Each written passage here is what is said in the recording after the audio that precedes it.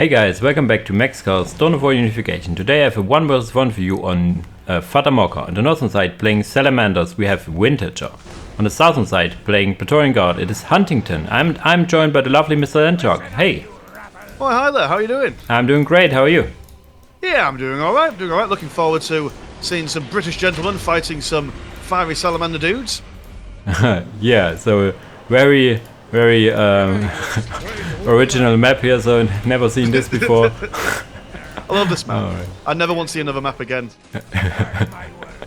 There are players that only play on this map, I'm sure. Okay, quickly going through the openers. For HUNtington we have the more or less adjusted opener, which I had made a guide for the opener like a few weeks ago, and he have adjusted it a bit, so he goes for a generator instead of 2 orcs, so he has only 1 orc, but he uses 1 regular squad to be aggressive. You will see it shortly, I think, with the munition stores for some big shooters and grenade launchers. And on the other side we have a furnace into plasma generators, so more economy-based opener to scouts only, and then the force commander, so no tactical marines out of the gate, although they are faster now, so I would have loved me some infantry dudes around. But yeah, let's see how it pans out. We see some irregulars already moving out.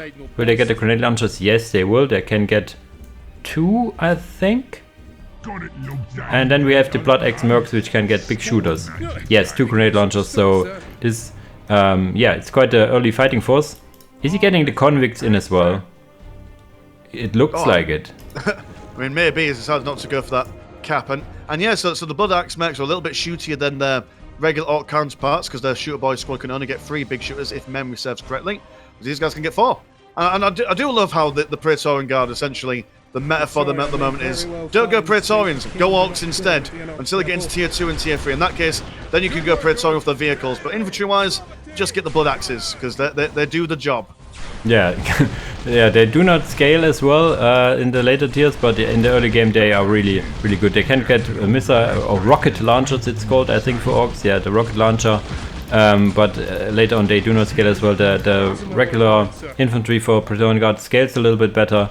But yeah, let's see. There's just 1 force commander out of here, wanting to fight 2 squads around, getting knocked down by grenade launchers and getting shot by big shooters. So he needs to get the hell out of here. I think, yeah, there will be some technical squads being added, which is direly needed against this composition. And we have the convicts over here. You can put down a cheeky orc turret here, for example. That does a hell of a lot of damage. But for now they are just going in melee, I guess, with their little pickaxes here. Yeah, it's I mean, why not? They do a little bit more damage in long range with their pistols. But I suppose if you're tying up the force commander and with the grenade launchers, I mean, and it's a ridiculously good combination, isn't it? The regulars for the knockback with the grenades and the blood axes with the big shooters, and you got those 2 together, and they can basically take down the majority of targets. They will struggle once the force commander gets in close combat with them, but look at the speed on those Blood Axe Mercs. They are ridiculously fast, so they can just run back and continue shooting. And the irregulars, they could die as much as they want, because they only cost 10 blue money to reinforce, so they could die as much as they want. Yeah, they look fast because it's the Salamanders that are so slow, so that's why. But we have now 2 squads of technical squads, and the force commander needs to go back. He dies, and now we have 2 squads of technicals. We will see how good they are now. The Blood Axe Mercs are not involved, so this is a mistake, and now the regulars have broken morale. There's even flamers added, which I like, so break the morale of these little puny humans here. And orcs are fighting, but they will, yeah, die as well. They are very expensive with their big shooters being added, so this is nothing you want to lose here, so they really need to run away now.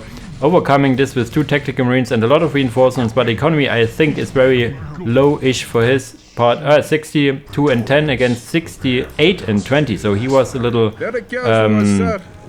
late on the capping. Yeah, he was late on building the statues because he has only 1 convict squad in his base, because 1 was being aggressive.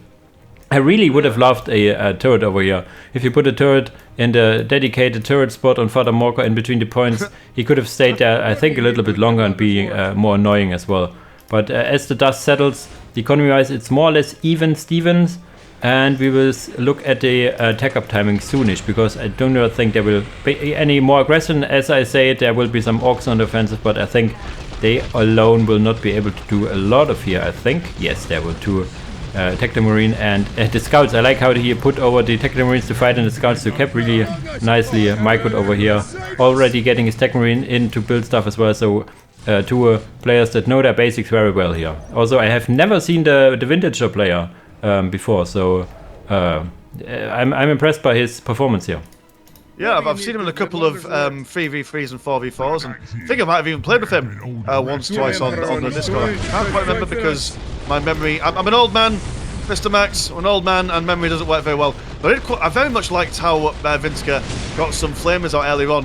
When you're outmatched and outgunned, morale damage works wonders. Because even if your enemy is more numerous and more killy than you are, you're able to break the morale, well, that just puts that squad in question, out of order for a little while. So it's a great way of being able to claw back some fighting power there. And the Blood Axe mechs are massively out of position here. Definitely, the Blood Axe mechs on their own aren't exactly going to work. You do need those irregulars working in tandem with them, with their grenade launchers to knock people back. And even then, you're only really good against 1 or 2 squads. Once you get in a mass of units, like, I mean, what is it? It's 2 tacticals, we've got some scouts in there, and we've also got an Assault Marine squad, so it's a very powerful Tier 1 engagement going on from the Salamanders perspective. Yeah, I was laughing at the regular squads having 18 models, so he was putting them on Overwatch a little too long. But okay, yeah, the Assault Marines. Normally I do not like Assault Marines being added once you got tacticals and all the stuff because it delays your Tier 2 so much, but he had to add the Armory anyway to get some flamers and stuff out, so why not get the Assault Marines? Because the Assault Marines for Salamanders aren't that good because they are more tanky, and the slowness, quote unquote, they compensate with their jump packs. And yeah, they will take down 1 listing post over here, probably even another one. And yeah, Tier 2 is almost done for HUNtington. Tier 2 is not yet started. I will keep the Smithery selected, so because he will probably have resources soonish, or should have it. And yeah, for nowadays he is fighting another listing post that yeah, takes a lot of damage over here and will probably go down. So this is an economy setback for him. And yeah, there are now some... No, there's nothing really fighting back here, so he can just keep on fighting. Oh, these Irregulars were still in there, so these poor lads will die here, I guess. Yeah, they will die. Jesus, another Irregular squad coming in, and I think, yeah, it's all down here. There we go. They're coming in attempting to save their friends. You're going to appreciate it. Now, controversial opinion. The way to beat this Salamander squad composition, I mean, do you have the money for it? No, you don't really, but like, so if he was flowing a little bit of resources, highly recommend the Bomber Squigs. I know that there's about 105 blue money in there, but somebody's come jumping in over here, send them in, and they do a remarkable amount of damage for what they are. But I suppose you do also need something still standing, and I mean, 1 squad of Bullets Mechs isn't going to be doing it, so I mean, it's going to go for a Gatling gun team, but when you've got the Assault Marines on the field, they won't survive for very long, as they'll just be jumped on and punched in the face, and probably something more mobile. I mean, you'd expect, now that they're in Tier 2, they've got plenty of green money to play with, so just pop down a vehicle forge, and then bring out those Hermes Sentinels, or Chimera or 2. Yeah, I was a little confused, but that Vintagers was going back because there was nothing really fighting back. Yeah, there were some guys in the statue and 1 squad of Blood Axe mercs, but yeah, I'm not sure why he's going back here.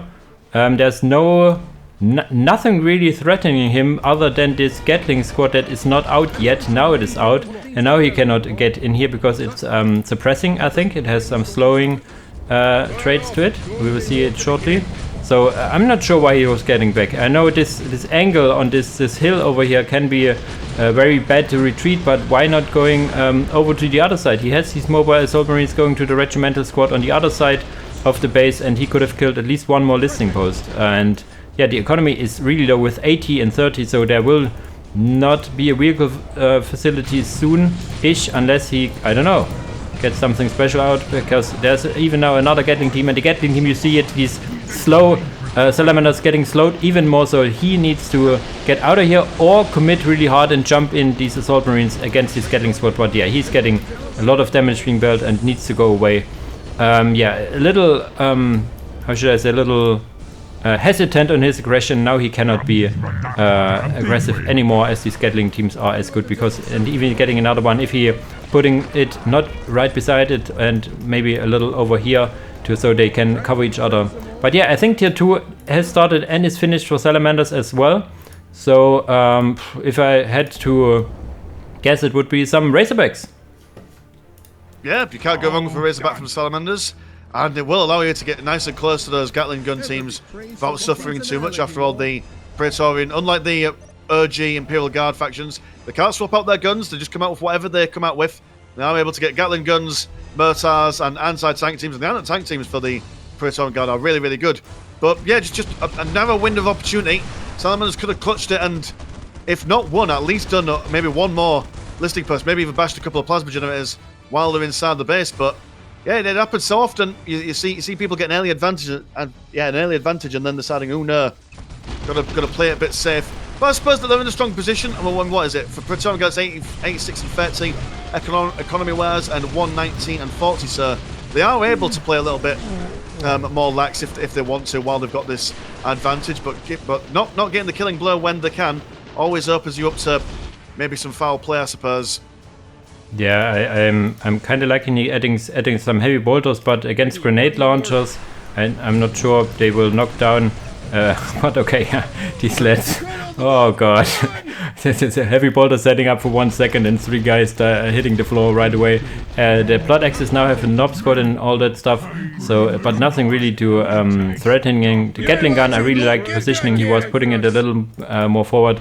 We now have the anvil being dropped, and yeah, some Razorbacks on the way. So HUNtington needs to get some anti-vehicle on his own. You're getting the vehicle forge as you suggested, so he could add some sentinels or chimeras, both of which would have been good here, because the Razorback, while it is with the more or less standard assault cannon very good against infantry, it is not very good against any vehicle. So, and even maybe as I promised, I promoted it earlier, like an Orky turret here is really good as well. We have now the anti-tank team, as you said it. We will maybe see it how good it is in right now. Oh, focusing down some orcs, but yeah, I think he will refocus to the Razorback, and yeah, we will see how good it is really. I have heard that it's really good before, but I never have seen it in a replay yet. Yeah, that was 2 hits. It looks solid to me.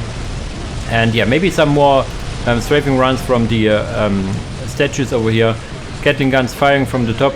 And I think he can hold this if he focus fires the Razorback. So the anti-tank team, the Gatling gun is still firing at these tactical swords. You see them slowed down even more.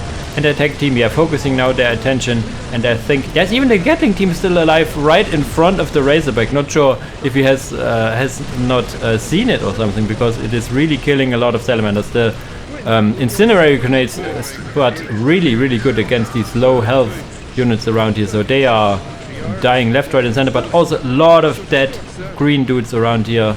So not sure who favors this. Oh, ouch, ouch, ouch, ouch. Even a strafing run, and now the camera. I guess this is a HUNtington engagement over here. He needs to get his relic quickly, but yeah, overall I think he has won this engagement. Oh, definitely. I mean, I think I'm more surprised about anything else than the Gatling gun surviving. I could just imagine the conversation those two people are having as they were, firing at the people point blank range, just thinking, oh god, this is it. We're dying here today, fight for Pretoria. And no, they've managed to survive against all odds. And that bombardment, I mean, it's so hard to actually hit anything with the bombardment ability from the regimental statue, but getting just the absolute perfect shot on those retreating Salamanders there, especially when they're being slowed by double Gatling guns. What a remarkable little defense there. That could have gone much worse. It could have certainly gone much worse, but no, we've got a Chimera coming forward. He's going to go for some twin linked heavy bolters, but there's no infantry for him to fire at. Just one really angry Dreadnought and a Razorback looking for some vengeance. And it might potentially be, I mean, what, the economy is now 114.66 compared to 92 and 30, so I mean, the Praetorians are doing a little bit better once they've got their regimental statues back online, but they're still really far behind economy-wise, so they've got to start punching upwards if they want to get that economic parity on the go. The big upside they have is the tier 3 that's getting on the vehicle forge, almost done, and a little odd vintage just adding another furnace. I think he didn't see he has already one. I'm not sure. The second furnace does not provide you anything. There's not like caps or anything. Some more assault marines also being added late in tier 2, which is the questionable choice. He really needs tier 3 going, or more vehicles. He has the economy. He must click tier 3 soon or he will be overpowered. I'm not really liking the assault marines being added that late in tier 2. Yes, there are more Razorbacks on the way. There's even the Rapier Armor Destroyers, which is a good call overall. But yeah, the Assault Marines, not very good. You need, as I said, a tier 3. He has the economy advantage, but he's not using it appropriately, if you ask me. On the other side, tier 3 is finished, and we see probably, yes, a tank commander, exterminator, and I'm not sure, some grenadiers, I think, are tier 3. Also for the Praetorian Guard, haven't played them a lot myself, so we'll see what will be added. Yeah, not enough irregulars getting down by these Razorbacks. Not sure why HUNtington is getting aggressive when he's taking up. Maybe he was checking if Vintager's also taking up, but he is not taking up. He was putting all his money in a tier 2 attacking force over here, but not sure if how well it fares against the tank commander over here. The tank team getting down. Has he anything left? One Orc squad and a tank commander that is getting out soonish, and that's it. And a Gatling team, of course. Another one. The tank commander will be able to take on a fair chunk of this. It is a remarkably strong vehicle, but you know, oh, that wonderful bombardment there, being able to set a couple of people ablaze. But yeah, tank commander and against double Rapier Armor Destroyers, I mean, they're quite long range, and I don't know if the tank commander will be able to focus down on all these guys riding solo. It's a shame because that anti-tank team, once against tier 3, they swap up their missile launchers for las cannons, which drastically increases the amount of damage they can bring to bear. Got some Valkyries also just coming in, throwing down some big bombs, almost taking out one Razorback there. And the Blood Axe Mechs are now swapping out their big shooters for rocket launchers. But yeah, the use of Assault Marines, not ideal, but I suppose that they're using them on the flanks to make sure that the infantry and the Gatling gun teams are being taken care of. Here is the Vanquisher, which is the variant that you actually want to do. You can get the Vanquisher or the Exterminator, one for anti-vehicle, one for anti-infantry more or less, although they both do quite good damage against vehicles. But hopefully if they're able to keep this guy on the back lines and just start sniping out the vehicles, they should be alright. In theory, he says. They've got the Grenadiers section out at the moment. Orc's been absolutely destroyed on the right hand side, but if they can take out those Rapier Armor Destroyers, the tank commander will be in a much happier spot. Yeah, the tank commander focusing down a Razorback or two, focusing down on the Dreadnought, but there's a lot of that units around here. The Assault Marines should use their melter bombs if they haven't already. Even now, a Landspeeder coming in for good measure. He could also get some. Yeah, he has some melters already, and a second one as well. Let's see, but the tank still stands for now. The Forge going added more Razorbacks. Maybe I'm eating my words. This is quite a lethal tier 2 push here, after all. So I'm not sure. There's some Grenadiers, as I said, and yeah, the infantry I think will die here soonish. So it's all about the anti-vehicle, which is getting added by some more anti-tank teams over here. And yeah, the tank commander is still standing because the convicts are still around repairing like there's no tomorrow. And yeah, some strikes coming, but the economy is really dire. We have one. It's like double the economy for Vintager here, so I would be surprised if he doesn't take this home. But this attack, by all we are talking it up, it fails. It finally fails. The tank commander was able to survive because these convicts were repairing it like 24/7. Grenadiers are out, anti-tank team are out, but yeah, does I like to look at the economy? It isn't that bad actually. 89 and 33 against 39 against 122 and 79.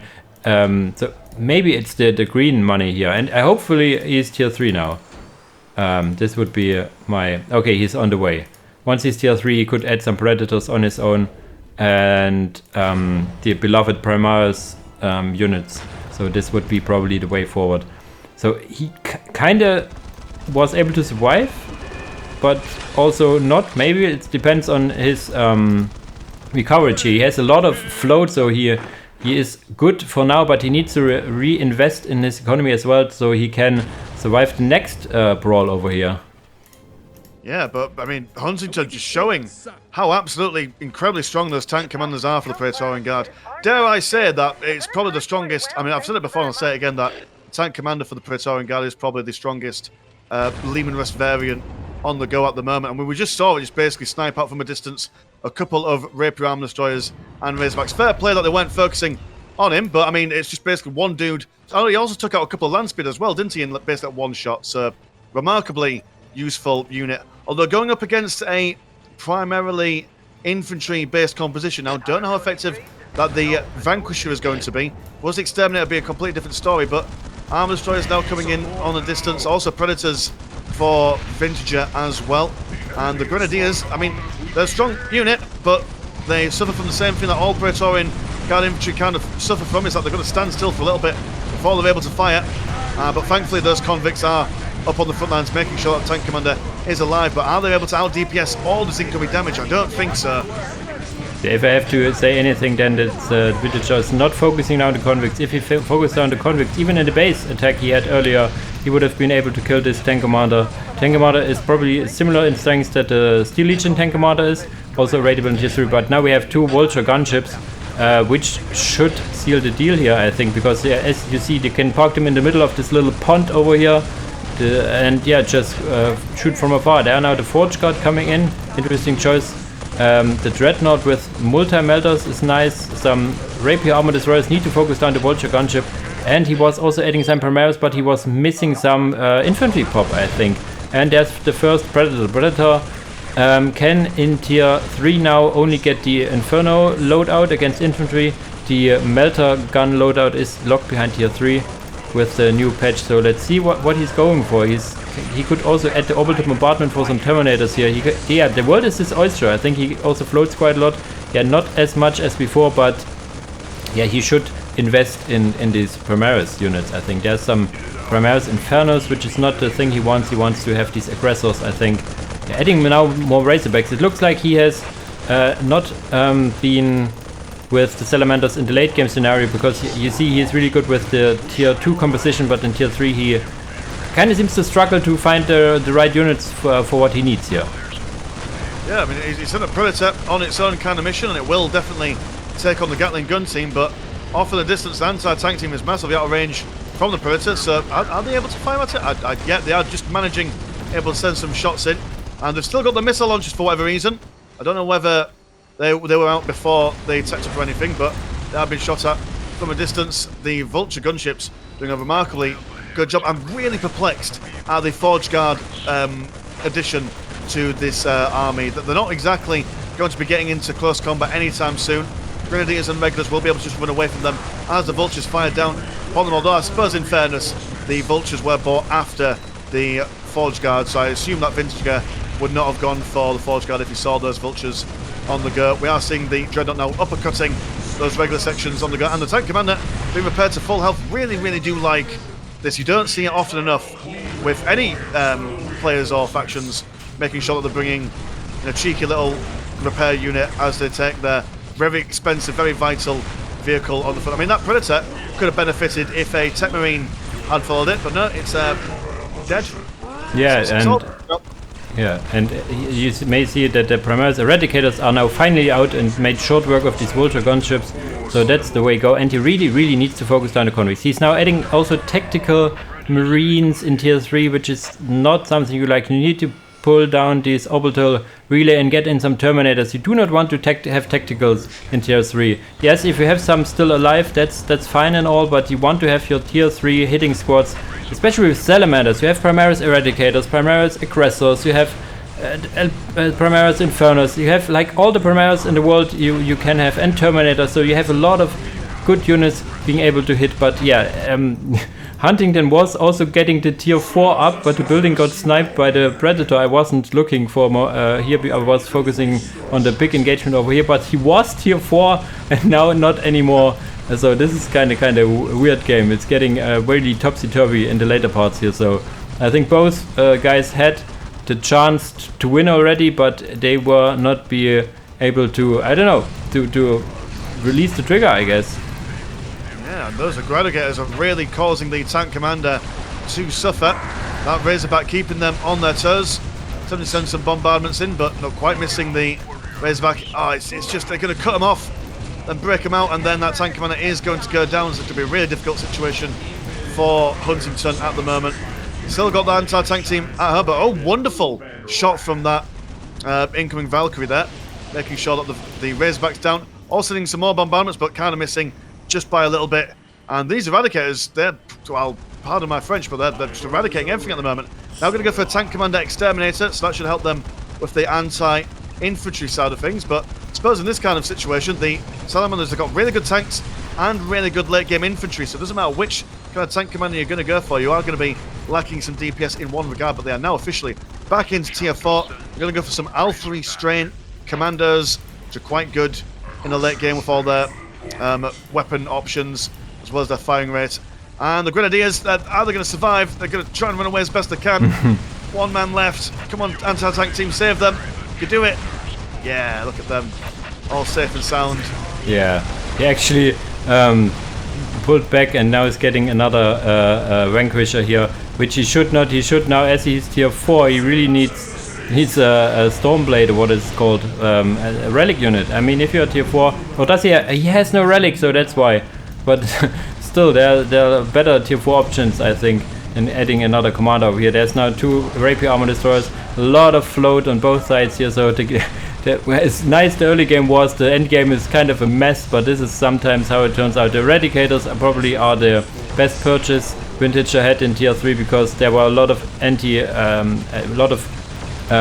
vehicles out in the Eradicators, as you see there with their, I think they have Melter, I don't know, Melter rifles. It's a special Melter variant they have, and they're really making it work, and would be a wonder if he would defend this again. But yeah, the economy damage has been done, but economy also suffered from the Salamanders Vintager. He's now finally adding the Wall of Remembrance, which is the orbital relay of the Salamanders. It was well overdue. He has now spent all his wreck float, has still a lot of blue float over here, but I'm not sure how these guys are still in the game. One guy had to be dead at some point, I think. Let's see over here. The economy really, really low for HUNtington, so he cannot afford anything. He needs to rebuild his points. He needs to build some generators, cap his points. So he has the work cut out for him. Will he be able to? I'm really not sure. What is he adding over here? He is adding now a Shadow Sword, which is, yeah, your tier 4 option. He owns the Relic. He has no point over here, so he can add the Relic, which is the Shadow Sword. So this is going to be interesting. If the Shadow Sword will be able to punch through the still, I think, tier 3 Salamanders. Let's see. Yeah, I mean, the Shadow Swords should be able to basically break anything that the Salamanders have on the field at the moment, especially with the assistance of the Tank Commander Vanquisher. Do have a Librarian that's been chased away by the Grenadiers and the I hope I'm pronouncing this right. The A3L strain dudes. They are now going to go for snipers as well, which is remarkably interesting. Like wouldn't normally see late game snipers, but there we go. It's Praetorian Guard, baby. They're quite a bit of an odd faction when it comes to their infantry. Convicts are going to come up for that all important repairing deal for them. And when that Shadow Sword comes out, which is just really cool that he was able to snag that out before his tier 4 structure was taken down. Might be the saving grace for him as he attempts to rebuild his regimental statues everywhere. Needs to make some sorts of impact here if he's going to stay in the game past this little assault here. Yeah, he was actually focusing down the wall that is the Wall of Remembrance, which I like, but now focusing down on the Predators, which he must do so. They get the Melter, little Melters on the top, but the Melter loadout is tier 4, as I said before. Really little puzzled why there's no tier 4 for the Salamanders over here. Now there's the Eradicators, and yes, there you see why he used the snipers to get these Eradicators down, I guess. But yeah, the Clan Commander is getting out again, but there's the Shadow Sword already with, I don't know how much guns, 1, 2, 3, 4, 5, 6 guns or something, so it can hit a lot of stuff.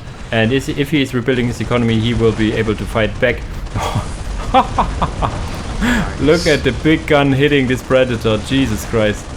Holy. Yeah, it's a very slow firing rate, but basically it fires once, and most tier 1 units will be absolutely killed by it, and most tier 2 and 3 will survive maybe 1 or 2 shots. The only real tanks that can go up against a Shadow Sword are other Relic units itself. From what I've seen so far, we are seeing the Alpha Straight now just charging directly at the Primaris Eradicators, tempted to just tie them up into close combat. Gonna feel very sorry for these lads having to charge towards a Primaris squad while also being under fire from a Predator squad. No, I should say Predator tank even. And the Shadow Sword, yeah, one shot, almost taking him out. And with those little guns on his side as well, should hopefully be able to do some damage to the Primaris. But we'll need something to take them out, because I don't feel that the Shadow Sword is really built for taking on infantry in any regard, so definitely need some support in that dimension there.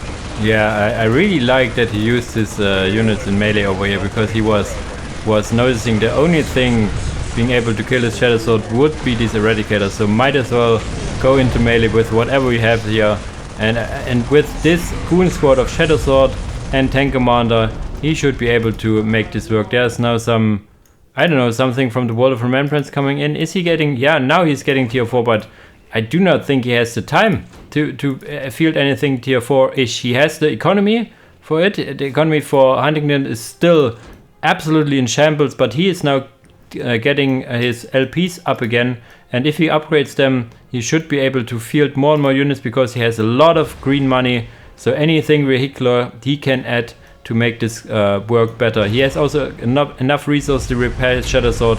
Now laying siege on this listening post, the LP3 over here, a lot of LP3s actually. This is how he spent his economy, because he was floating so much, he was getting LP3s, but I tell you what, LP3s are never a good choice. There's rarely a faction in which you want to get LP3s. It is actually Praetorian Guard, because it allows you these bigger strikes, but not for Salamanders. This is wasted money. Every LP3 could have been another infantry squad out. So I think this in the end will be the end for Vintager. He had, yeah, in the early game, as I'm closing up this game, I'm probably just telling how should I say, getting the highlights of the game. In tier 1.5 he had quite an awesome push, which he could have ended the game with. As I said, there's like Terminator assaults in the enemy base, going for a kind of base trade here.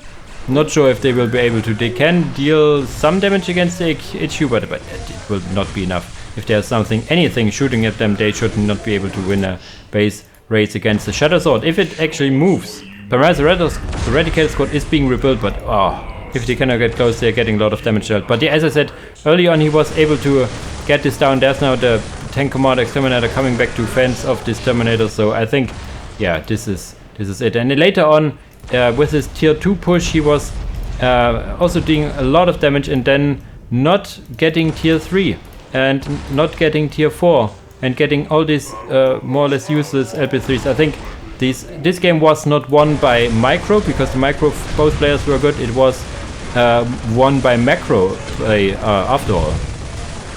Yeah, it's really interesting that Vintager sent the Terminator Assault Squad into the Praetorian base. In my head, it'd be an idea to just send it round the back of the Shadow Sword, force the Shadow Sword to turn around, and then move those Eradicators in when its back's turned. I mean, okay, I found if you got the strain, that might have been a difficult situation, considering that they've got their sniper rifles on the go, but it's the Shadow Sword that's your main problem at the moment. And as you say, I mean, he's still got plenty of money, and he could have, if he spent all that money on more Terminators, more of those late game units a lot earlier, that might have been a different thing. But no, he's now been done in by someone who about 2 seconds ago had 1/3 of his economy. Yeah, and now he's getting aggressive squads there. I'm thinking that the big problem for Vintager was that he has maybe played a lot of games in tier 1 and tier 2 where the games normally end, and then suddenly the game lasts longer, and then you're like, oh my god, what I am getting now. It really felt that way. He was getting tactical marines in tier 2 and in tier 3 and everything, because he was like, I need to spend my money with something, so he was a little panicking, and we can blame him. I mean, we were all in this position. So this game ends now here, I think, soon-ish. So I really liked the game overall. Like the early game was really nicely played in terms of strategy and everything from both players. The late game, as we saw, a little messy, but overall, if we could get a quick glance over the map, it was action-packed. We see bodies all over the place. It's not only in one place, it's a lot of bodies in the Praetorian Guard, but also a lot of bodies in the Salamanders base. So we have had a lot of action. So as we close in here, Mr. Landshark, would you like to share what you do on YouTube? Oh yeah, so I have a little Dawn of War channel where we do some Dawn of War stuff. Sometimes, very occasionally, we do other bits and bobs, but primarily it is Dawn of War Unification, Ultimate Apocalypse, Soulstorm, and possibly Crucible mod when I get round to it, Codex mod for Dawn of War 2. We're doing a whole bunch of stuff, so come on down and check us out. Very nice. And with this, guys, I say as usual, thanks for watching and see you in the next video. Peace.